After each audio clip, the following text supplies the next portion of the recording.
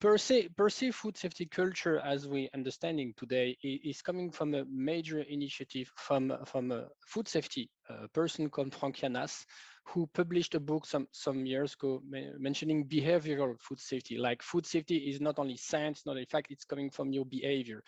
And then he used this approach of the food safety culture, where it has to be something embedded in the way you work.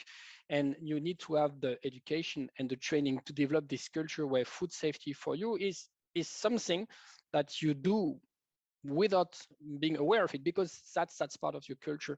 And as you mentioned, Cesare, this is now in the European regulation, in the A52/2004, but initially this is also in the Codex Alimentarius Code of Food Hygiene. That is also written there in the recent update. You also already find it in some certification scheme like the BRC, and you expect that the others will follow. And my expectation from the food safety culture is pretty big. It means that food safety is really at the heart of the company, but to be at the heart of the company, the culture of the company per se must be fit for purpose as well.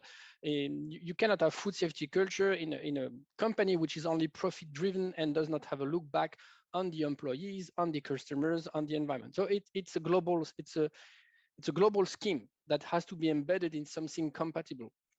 And often when I visit factories and I go, people mention the first priority of the food company is the food safety. And I say, no, not per se.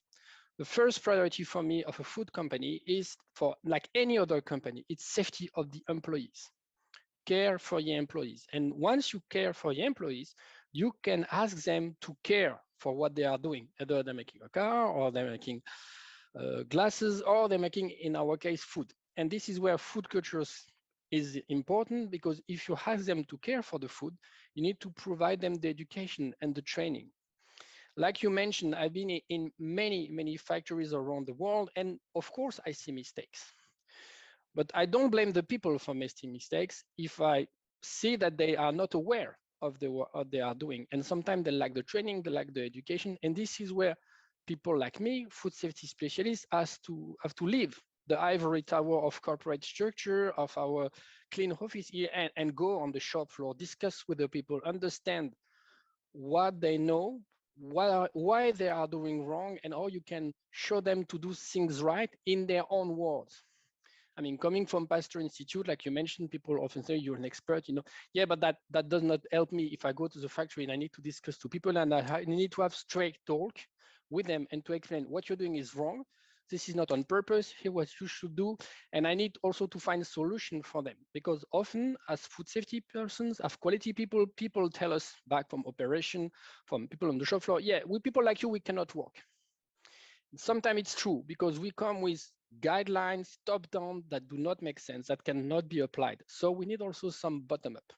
In his book, Francois has mentioned food safety starts at the board. Well, food safety does not start at one place. It starts at different places. At the board, of course, you need senior management commitment. That's a paradigm. It's a non-negotiable, but also from the people, because the product is not safe because someone in his office decided so. The product is safe because people in the factory are trained, have the education, have the capacity to speak up